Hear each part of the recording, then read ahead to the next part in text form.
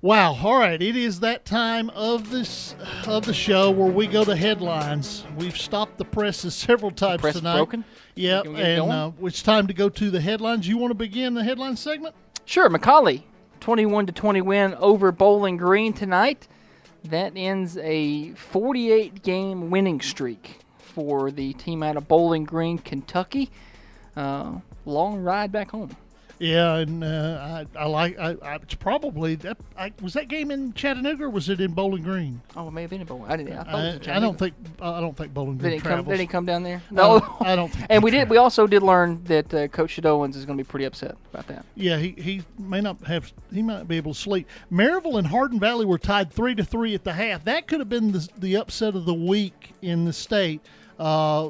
Maryville gets 2 second-half touchdowns, and they win 16-3 to avert the upset. Tullahoma's Cole Potter scored 4 touchdowns. 4 touchdowns.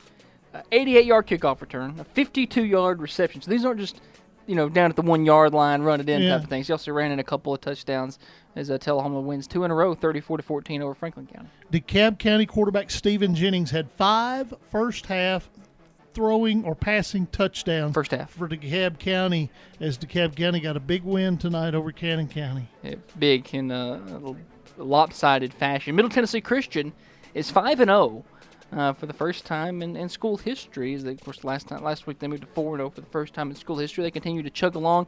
They put up 66 on Community. Granted, Community came in 0-4, but they took it to the Vikings tonight, 66-21. Middle Tennessee Christian, congratulations on moving to 5-0. Colton Wicks of Lincoln County, who is coached by Don Thomas. Yes, the kicking coach. Don Thomas is now the special teams coach. A 48-yard field goal against Columbia tonight. They had a 3-0 lead in the fourth quarter. Columbia was driving and fumbled at the 2-yard line. Ooh. Lincoln County punched in a late score. Did they take a commercial break at that point? They took a commercial break after the touchdown and after the fumble, too.